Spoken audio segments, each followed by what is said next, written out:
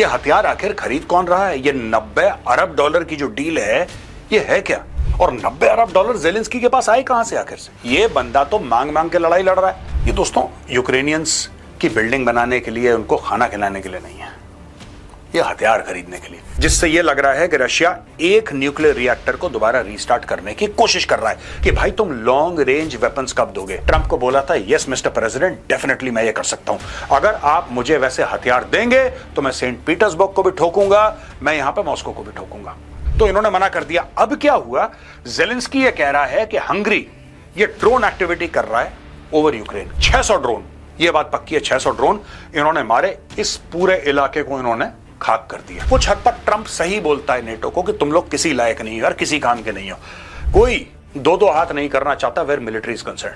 ये छोटे छोटे देश हैं, बिस्किट जितने, कुकी जितने, वो खा जाएगा पुतिन। यहाँ पे इसने तुर्की को भी घेर लिया। कहता है इंडिया हैज सेल्फ रिस्पेक्ट, आत्मसम्मान है, आप भारत को झुका नहीं सकते। इस समय रशिया को भी भारत की पार्टनरशिप की जरूरत है। अगर कोई और देश भारत के साथ डील करना चाहता है तो उसमें यूएस अपनी टांग ना अड़ाए। ये गाजर है पाकिस्तान के सामने कि तुम इंसान के बच्चे बने रहो, हम तुम्हें फायदा पहुंचाते रहेंगे। 6.2 बिलियन यूरोस को देखे पाकिस्तान के अंदर पूरी की पूरी दखलंदाजी।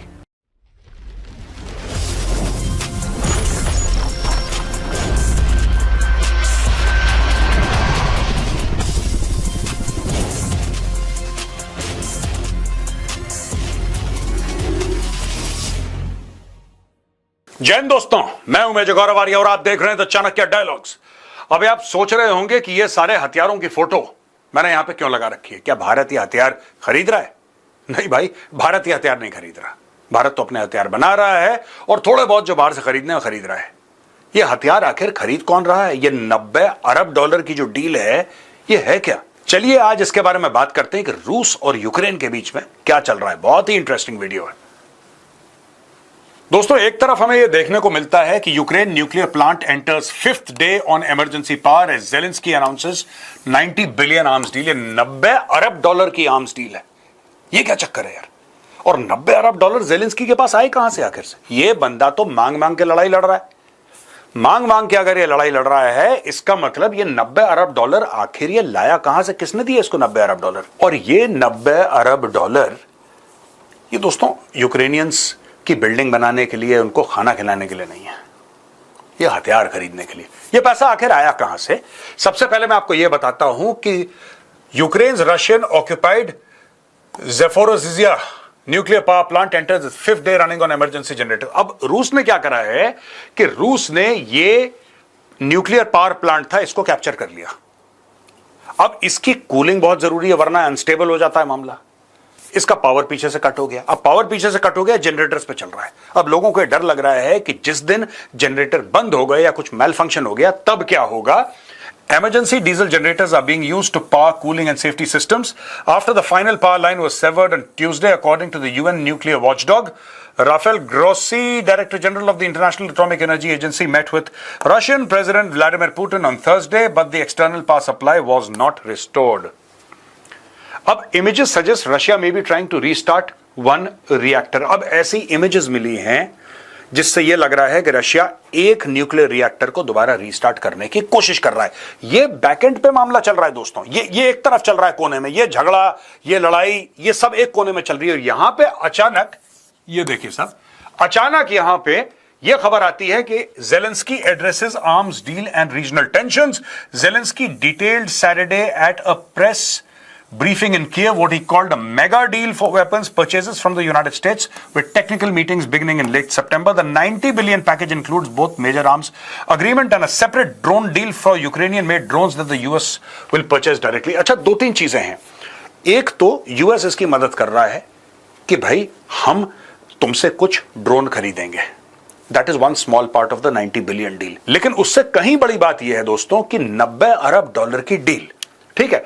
We discussed and agreed on main points with the president. Now we are moving to practical implementation. यहां पे क्या है कि लॉन्ग रेंज वेपन सिस्टम्स की ये बात कर रहा है। और लगातार दोस्तों ज़ेलेंस्की एक ही बात बता रहा है सबको, पूरे नेटो कंट्रीज को, अमेरिका को, कि भाई तुम लॉन्ग रेंज वेपन्स कब दोगे? यूक्रेन इतना सा है दोस्तों, बिलांद भर का, और रूस इतना बड़ा है कि नक्शे में ठीक से फिट नहीं आता। अब जेलेंस्की का कहना है कि तुम जो मुझे हथियार दे रहे हो, तुम एयर डिफेंस के हथियार दे रहे हो, यानी कि अगर रशिया मेरे ऊपर मिसाइल मारता है, रशिया मेरे ऊपर ड्रोन मारता है या आर्टिलरी शेलिंग करता है, तो मेरे पास ये हथियार हैं जो मैं खुद को बचा लूं एक लेवल तक। यानी कि यूक्रेन को ये बचा ले एक लेवल तक। रशिया ने मारी मिसाइल, इन लोगों ने अपने आप को बचा लिया, क्योंकि एयर डिफेंस का ये कह रहा है मुझे ऑफेंसिव सिस्टम्स तो दो यार, रूस मुझे मार सकता है, मेरे में काबिलियत नहीं कि मैं रूस को लॉन्ग रेंज मिसाइल से मारूं। तो सबसे बड़ी बात यह कह रहा है कि अगर आप इसको, एक बार पूछा भी था ट्रंप ने, आपको पता है ट्रंप ने इससे बात करी थी और ट्रंप ने पूछा था कि क्या आप जीत सकते हैं, क्या आप रूस को चोट पहुंचा सकते हैं। जीत का मतलब कि क्या आप लेट्स से सेंट पीटर्सबर्ग को हिट कर सकते हैं, क्या आप मॉस्को को हिट कर सकते हैं। इस कॉन्टेक्स्ट में ट्रंप ने इससे पूछा था और इसने ट्रंप को बोला था, यस मिस्टर प्रेसिडेंट, डेफिनेटली मैं ये कर सकता हूं। अगर आप मुझे वैसे हथियार देंगे तो मैं सेंट पीटर्सबर्ग को भी ठोकूंगा, मैं यहां पे मॉस्को को भी ठोकूंगा। और ये कर सकता है, इसमें कोई बड़ी बात नहीं है। Moscow and Saint Petersburg can be hit, but does Zelensky have the weapons for that action? He does not, he is depending upon the Americans. तो सबसे बड़ी बात यह है कि ये जो 90 अरब की डील है, क्या इसमें ये वेपन्स भी शामिल है? क्योंकि हर एक कंट्री, देखिए रशिया को मैं आपको बताता हूं अभी क्या है, बात सब कर रहे हैं। आप पहले पूरे नेटो का और अमेरिका का कॉन्सेप्ट समझ लीजिए। बात सब कर रहे हैं और सब प्यारी प्यारी अच्छी अच्छी बातें कर रहे हैं, ठीक है। सब लोग कह रहे हैं जेलेंस्की हम तुम्हारे साथ हैं, जेलेंस्की तुम चिंता मत करो, खून की आखिरी बूंद तक हम तुम्हारे साथ। ये सारी डायलॉगबाजी हो रही है दोस्तों, लेकिन nobody wants to anger Putin. Putin के लिए जो कहते हैं कड़वे शब्द भी इस्तेमाल हो रहे हैं, कड़वे लफ्ज भी इस्तेमाल हो रहे हैं पुतिन के लिए। पुतिन को यह कहना और वो, ये सब हो रहा है, लेकिन ग्राउंड पे कोई काम करके नहीं दे रहा। पैसे दे देंगे, लेकिन वो हथियार इनको, मैं आपको बताता हूं इशू क्या है।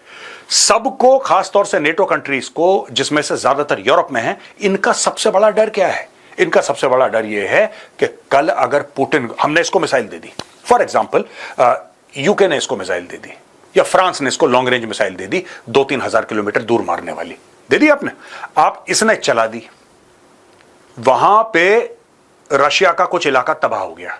अब पुतिन सबसे पहले पूछेगा कि बेटा ये आई कहां से तुम्हारे पास? जाहिर सी बात है, ही विल आस्क कौन सी मिसाइल थी, कहां से आई? बोला साहब ये तो जर्मनी से आई है, ये तो यूके से आई है। अच्छा ठीक है, ओके। फिर इस पूरी लड़ाई की जद में यूके और जर्मनी जो कि दूर हैं, अभी उनके ऊपर इमीडिएट खतरा नहीं है, वो भी आ जाएंगे, बिकॉज फिर पुतिन इनको नहीं छोड़ेगा। इसीलिए ये लोग जेलेंस्की को वो हथियार देने को राजी नहीं है जिससे कि रूस को ज्यादा चोट पहुंचे। क्या रूस के लोग मर रहे हैं? बिल्कुल, फ्रंट लाइन की लड़ाई है, वहां पे मर रहे हैं लोग, वहां पे शूटिंग भी हो रही है, आर्टिलरी शेलिंग भी हो रही है, ये सब हो रहा है, लेकिन वो फ्रंट लाइन पे हो रहा है। लेकिन क्या रूसी शहर जो हैं, क्या वो खतरे में हैं? क्या वहां पे लगातार मिसाइल स्ट्राइक्स हो रही है यूक्रेन की तरफ से? नहीं, यूक्रेन के पास कैपेबिलिटी नहीं है। थोड़े बहुत ड्रोन श्रोन भेजे, यहां से करा, लेकिन उस लेवल का प्रहार ये लोग नहीं कर पा रहे। इसलिए ये कह रहा है कि लॉन्ग रेंज वेपन सिस्टम तो मुझे दे दो। अच्छा, इसने हंगेरियन ड्रोन एक्टिविटी को भी क्रिटिसाइज करा है। इसने बोला है कि हंगरी वाले हैं यूक्रेन के ऊपर ड्रोन भेज रहे हैं। अच्छा, हंगरी एक ऐसा देश है दोस्तों, वो है नेटो का मेंबर, वो है यूरोप का पार्ट। अब पहले सुन लीजिए, बड़ी मजेदार चीज है। Hungary is part of NATO, Hungary is also part of Europe, ठीक है, यूरोपियन कंट्री है हंगरी, राइट। जब डोनाल्ड ट्रंप ने बोला कि तुम रूस से तेल खरीदना बंद करो, Hungary was the first country that said nothing doing, nothing doing. हम रूस से तेल खरीदना बंद नहीं करेंगे, क्योंकि हमारी पूरी सप्लाई लाइंस जो हैं, हमारी पूरी सप्लाई चेन इस ऑयल पर डिपेंड करती है। अगर आप ये चाहते हैं कि हम कहीं और से तेल खरीदें, यूएस से खरीदें, वो हमें ठीक नहीं पड़ता भाई। हमें सस्ता और रिलायबल एनर्जी सोर्स जो है हमारा रशिया है। चाहे हम नेटो के मेंबर हैं, हमारा रिलायबल और सस्ता एनर्जी सोर्स जो है वो रशिया है। तो इन्होंने मना कर दिया। अब क्या हुआ, जेलेंस्की ये कह रहा है कि हंगरी ये ड्रोन एक्टिविटी कर रहा है ओवर यूक्रेन। क्यों कर रहा है, गलत है, नहीं करना चाहिए, ऐसा जेलेंस्की ने बोला है। Posting on Facebook on Friday, Hungarian foreign minister Peter Szijjarto said the Ukrainian president lost his mind and was seeing things. इनका यह कहना है, हंगेरियन फॉरेन मिनिस्टर का, कि जेलेंस्की का दिमाग चल चुका है, he has lost his mind, उसका दिमाग चल गया है और उसको चीजें दिखाई दे रही हैं। मतलब ये ऐसे बावलों के लिए कहते हैं जो चीजें होती नहीं उनको दिखाई देती है ना, कि भूत आ गया और अच्छे से आ गया, कह रहे हैं इसको चीजें दिखाई दे रही हैं। अब यहां इस लेवल पे बातें आ गई हैं। अब दोस्तों अगर आप ये मैप देखेंगे, ये देखिए साहब, ये है ओडेसा, माइकोलेव, ज़ोपोरिज़ाज़िया, ये वही इलाका है जहां पे वो न्यूक्लियर रिएक्टर की मैं बात कर रहा था। सुमी, शर्निहिव, ये देखिए साहब, खेमलमाइत्स्काय, ये पूरा, ये देखिए ना, पूरी चेन देखिए यहां से ये आप ये लगा लीजिए कि लगभग सेंट्रल यूक्रेन में टकाटक ड्रोन स्ट्राइक हो रही है और इसके बीचों बीच पड़ता है यूक्रेन का कैपिटल कीव। ठीक है, आप देखिए मैंने एक लाइन खींच दी आपको बताने के लिए। और अगर मैं आपको ये बताऊं तो यूक्रेन का जो बॉर्डर है वो कुछ इस तरीके से है, आपको क्लैरिटी हो जाए, बिकॉज यहां पे बहुत सारी लाइंस हैं, then you will be thinking कि भाई ये यूक्रेन आखिर है कहां पे। तो साहब ये मोटा मोटी यूक्रेन के बॉर्डर है, आप देख सकते हैं आउटलाइन, और इसके बीचों बीच ये ड्रोन स्ट्राइक करी हैं। A Russian aerial bombardment that lasted more than 12 hours has killed at least 4 people and injured at least 70 others in Ukraine. The barrage involving nearly 600 drone मारे हैं and several dozen missiles aimed at 7 regions of Ukraine is one of the heaviest in recent months.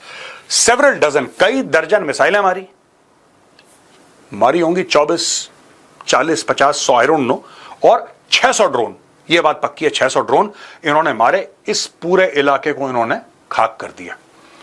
Zelensky warned Ukraine would retaliate and said the vile attack showed Moscow wants to continue fighting and killing. Russia said it struck military facilities and industrial enterprises supporting Ukraine's armed forces.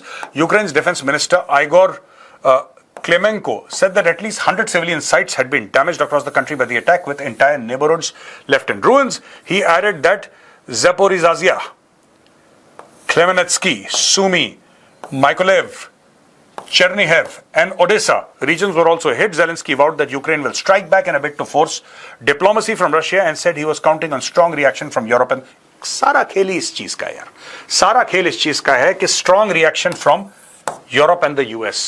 Zelensky इसीलिए हार रहा है लड़ाई, या इसीलिए इतनी मजबूती से ये जवाब नहीं दे पाता। मैं ये तो नहीं कहूंगा हार रहा है, अभी तक लड़ ही रहा है, 3.5 साल हो गए। He is dependent on Europe and US. इनकी मदद के बिना ये भाई नहीं लड़ सकता है। This dastardly attack took place, in fact, as the end of the week of the UN General Assembly, and this is how Russia declares its real position. NATO has now said it will upgrade its mission in the Baltic Sea in response, including enhanced surveillance and stationing at least one air defense frigate there. Along with Poland, Estonia and Romania have also accused Russia of violating their airspace. In a speech to the UN General Assembly on Saturday, Russia's Foreign Minister Sergei Lavrov said his country had no intention of attacking EU or NATO member states, but warned of a decisive response to any aggression directed towards Moscow. ठीक है जी,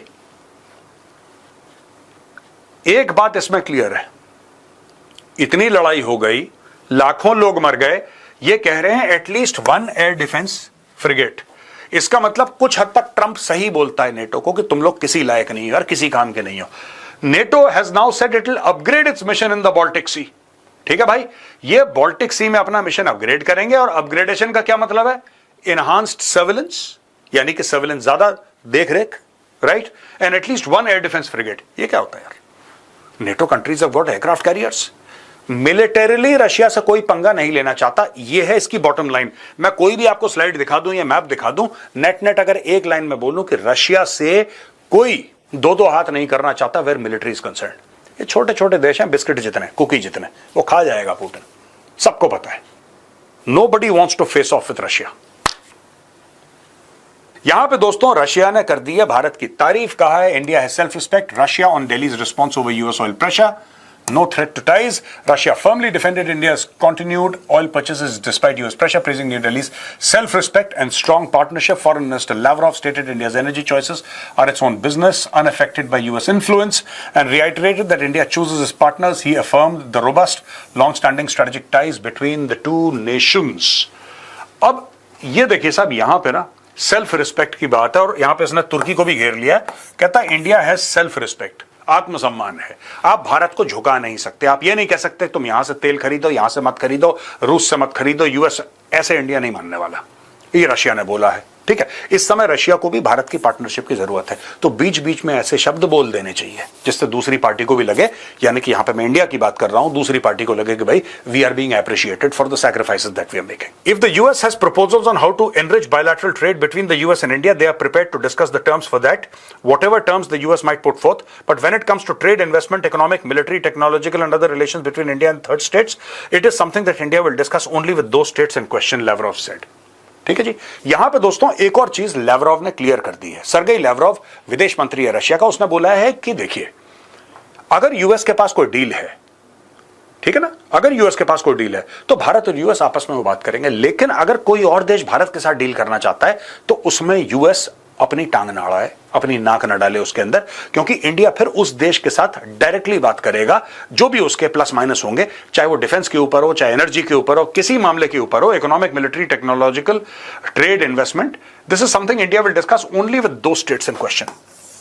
यहां पर जाहिर सी बात है उन्होंने Russia को लेकर ये बात बोली है। We have very extensive bilateral agenda, trade, military, technical cooperation, finance, humanitarian matters, healthcare, high tech, artificial intelligence, and of course, close coordination at the international level within the SCO, BRICS, and bilaterally.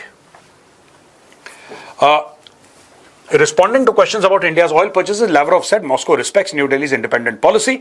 We have full respect for the national interests of India, full respect for the foreign policy that Narendra Modi is carrying out to promote these national interests. अब दोस्तों हमने बात करी रूस की, NATO की, अब आ जाते हैं सीधा पाकिस्तान। बड़ी इंटरेस्टिंग न्यूज है, आपको पता ही होगा, हम पहले भी करीब 1-1.5 साल पहले डील कर चुके हैं, 2 साल पहले, जीएसपी प्लस। जीएसपी प्लस क्या है? जीएसपी प्लस बेसिकली एक कानून है यूरोप का जो कि पाकिस्तान को मिल रखा है, एक फैसिलिटी है जिसमें पाकिस्तानी सामान यूरोप के अंदर जा सकता है without any tariff, no import duty, absolutely duty free. तो पाकिस्तानियों को जो भी थोड़ा बहुत बनाते हैं ये लोग, लिटिल बिट व्हाटएवर दीस गाइज मेक, तो ये यूरोप के अंदर भेज सकते हैं और उस पर कोई ड्यूटी नहीं लगती, तो पाकिस्तानियों को भेजने में आसानी होती है और यूरोपियंस को सस्ता पड़ता है। जाहिर सी बात है, Pakistan's privileged access to European Union markets under the Generalized Scheme of Preferences (GSP Plus) may be under threat following the release of a new white paper detailing persistent violations of the agreement's core conditions. The joint research paper by the EU Today Research Desk and the European Facilitation Platform states Pakistan's non-compliance is both serious and systemic. अब ये क्या है? देखिए साहब, ऐसा है, इन्होंने पाकिस्तान को ये बोला है कि हम तुम्हें ये फायदा तब, अच्छा ये जो पाकिस्तान के ऊपर टर्म्स एंड कंडीशंस है दोस्तों, पाकिस्तान के ऊपर जो terms and conditions European union ने लगाई हैं, इसका कोई ट्रेड से या डिप्लोमेसी से कोई लेना देना नहीं है। ये गाजर है पाकिस्तान के सामने कि तुम इंसान के बच्चे बने रहो, हम तुम्हें फायदा पहुंचाते रहेंगे। सिंपल सी बात है। ये देखिए साहब, governance concern highlighted include political interference in anti corruption bodies, erosion of judicial independence and restrictions on democratic participation. यानी कि यूरोप समझता है पाकिस्तान को एक फेल्ड स्टेट, कि आप तो फेलियर हैं, आपके कुछ बस का नहीं है। ये देखिए ना, यही पॉइंट है। Governance on environmental obligations, Pakistan is accused of failing to manage air and water pollution, deforestation, climate adaptation and hazardous waste.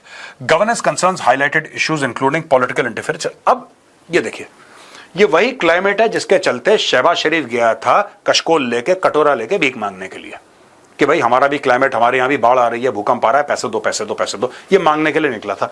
उसी के बारे में कह रहे हैं कि यार तुम लोग क्लाइमेट के बारे में कुछ करते नहीं हो, पेड़ तुम काट रहे हो। अब आप ये पूछेंगे कि मेजर साहब इन सब चीजों का ट्रेड से क्या लेना देना है, ट्रेड से क्या लेना देना है? एक्चुअली अगर आप ये पूछेंगे तो आप बिल्कुल सही पूछेंगे, इनका ट्रेड से कुछ भी लेना देना नहीं है। ट्रेड कैसे होती है? अब मैं आपको बताता हूं दोस्तों, ट्रेड कैसे होती है। सिंपल सी चीज है, आपके पास माल है, मुझे चाहिए, मेरे पास कुछ है, आपको चाहिए, ठीक है।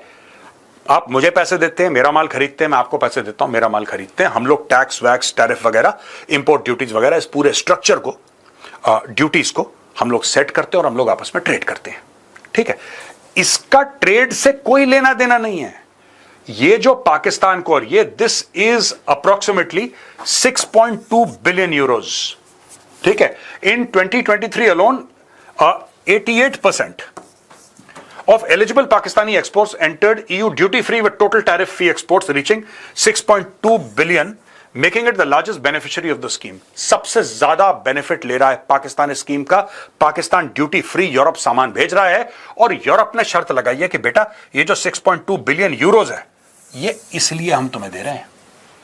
कारण इसका ये है, ये जो शहबाज शरीफ मजे मार रहा है ना, यहां पे शहबाज शरीफ को यह बोला गया है कि बेटा देखो, देखिए सबसे पहली बात एक समझ लीजिए दोस्तों, पाकिस्तान के पास ऐसा कुछ नहीं है जो यूरोप को चाहिए। Pakistan makes nothing at all that Europe wants, but Europe जानबूझ के 3rd ग्रेड का, सी स्टैंडर्ड का सामान जो है वो ले रहा है जानबूझ के। अब आप पूछेंगे मेजर साहब ये सामान क्यों ले रहा है जब सी ग्रेड का है? तो वो इसलिए ले रहा है क्योंकि ये बड़ी बड़ी कंट्रीज हैं जिनके पास पैसा है, वो कहना चाहती हैं कि साहब आपके यहाँ डेमोक्रेसी ठीक नहीं है, डेमोक्रेसी ठीक करिए, आपके जो कोर्ट्स हैं, कोर्ट्स आपके गड़बड़ हैं, आपका ये गड़बड़ है। यानी कि ये पैसा देके 6.2 billion euros, I beg your pardon, 6.2 billion euros को देके पाकिस्तान के अंदर पूरी की पूरी दखलंदाजी। अगर कल अमेरिका बोले भारत को कि यार आपकी पॉलिटिक्स ठीक नहीं चल रही, गड़बड़ चल रही है, आपका देश ठीक नहीं चल रहा, आपको बुरा लगता है ना कि भाई तू कौन होता है, हम तेरे दिए से खाते हैं क्या, अपनी मेहनत का खाते हैं? आप तो यही बोलोगे। या फिर कोई भी देश, यूरोपियन कंट्री आपको बोलेगी कि नहीं नहीं नहीं आपके कोर्ट ठीक नहीं है और आप अपने कोर्ट कचहरी को बेहतर करिए, तो आप क्या बोलेंगे? गेट आउट, यही बोलेंगे ना। आप बोलेंगे भाई तू कौन होता है बोलने वाला, हम तेरा दिया हुआ खा रहे हैं क्या, तू अपने देश में रहे, हम अपने देश में रह रहे हैं। आप ये कहेंगे क्योंकि आप एक खुददार कौम है। इनको खुददारी से कोई लेना देना नहीं पाकिस्तानियों को। ये कहते हैं आप आओ, पूरा हमारे घर के अंदर धनिया बो दो, हमें कोई दिक्कत नहीं, पैसे दे देना। तो ये 6.2 बिलियन डॉलर्स का ट्रेड करके पाकिस्तान ने अपनी खुद मुख्तारी, अपनी सॉवरेनिटी बेच दी है गोरों को। क्लाइमेट एडेप्टेशन, अब ये आते हैं और उसको ज्ञान देते हैं इस मामले में।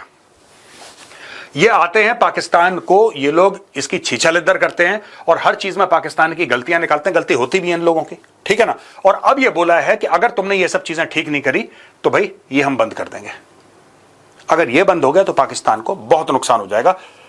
पर नुकसान क्या ही होगा, फिर ये मांग लेंगे, क्योंकि ये भी इनको भारी पड़ रहा होगा ना। इसके लिए कुछ तो बना के भेजना पड़ता है यार, ये फ्री में थोड़ा ना मिल जाता है पैसा। ये तो आप कुछ बनाओगे तो कुछ भेजोगे तो कुछ पैसा मिलेगा, उसके लिए मेहनत करनी है। लेकिन अगर आप पूरी बात देखो, यहां पे क्या लिखा है, despite a European parliament resolution in 2021 adopted by 681 votes to 3 calling for a review of Pakistan GSP plus status and further evidence documented in the Commission's 2023 staff working document, the EU extended Pakistan's access until 27 without initiating suspension। ये देखिए साहब, यहां पे एक European parliament ने resolution pass करा जो कि 681 लोग चाहते थे कि हो जाए और 3 चाहते थे कि ना हो, और ये चाहते थे इन 2021, ठीक है जी। और फिर 2023, 21 में और 23 में कि पाकिस्तान को ये फैसिलिटी मत दो, ये नालायक है, निठल्ले लोग हैं, नाकारा हैं, इनके बस का कुछ नहीं है, इन्होंने कुछ भला नहीं करना अपने लोगों का। और ये क्या यूरोपियन यूनियन कह रहा है, ये नहीं कह रहा पाकिस्तान से कि तुम हमारा भला करो, ये कह रहा है तुम पाकिस्तानियों का भला करो। इस आदमी से यूरोपियन यूनियन ये कह रहा है कि तू भाई अपने पाकिस्तानियों का भला कर, हमारा भला मत कर। और अगर तू अपने पाकिस्तानियों का भला करेगा, अपने मुल्क का भला करेगा, तो हम तुझे इतने पैसे का फायदा देंगे। ये देख लीजिए साहब, ऐसा कहां होता है, लेकिन ऐसा हुआ है। और ऐसा होने के बाद दोस्तों आज की तारीख में आप ये देख सकते हैं क्लियरली कि ये 21 में और 23 में मना करा था कि पाकिस्तान को फैसिलिटी ना दो, लेकिन फिर भी दी। 2027 तक ब्लॉक कर दिया। फिर से यूरोपियंस को दिक्कत हो रही है, कह रहे हैं यार इसने प्रॉमिस करी थी, इन्होंने तो प्रॉमिस करी थी पाकिस्तानियों ने कि हम कसम खाते हैं हम सब ठीक कर देंगे, और कसम भी खा गए ये लोग, हजम भी कर गए कसम को, कुछ नहीं करा इन लोगों ने। तो बोले इनकी चूड़ियां कसो जरा। तो दोस्तों ये था आज का वीडियो। आई होप आपको वीडियो पसंद आया होगा। थोड़ा सा अलग किस्म का था क्योंकि हमने इसमें पाकिस्तान भी डील करा थोड़ा सा, जो कि हम द चाणक्य डायलॉग, क्योंकि बड़ा सीरियस शो है, it's a very serious show, it's a show based on geopolitics. तो we normally do not discuss Pakistan, पर क्योंकि यहां पे यूरोपियन यूनियन का सवाल था इसलिए हमने पाकिस्तान को डिस्कस करा, और बाकी रशिया यूक्रेन के बारे में, और 90 अरब डॉलर की डील जो कि ज़ेलेंस्की साइन कर चुका है अमेरिका के साथ। इतने पैसे का वो अमेरिका से हथियार खरीदेगा। वीडियो पसंद आए तो इस वीडियो को लाइक जरूर करिएगा। जय हिंद, वंदे मातरम, भारत माता की जय।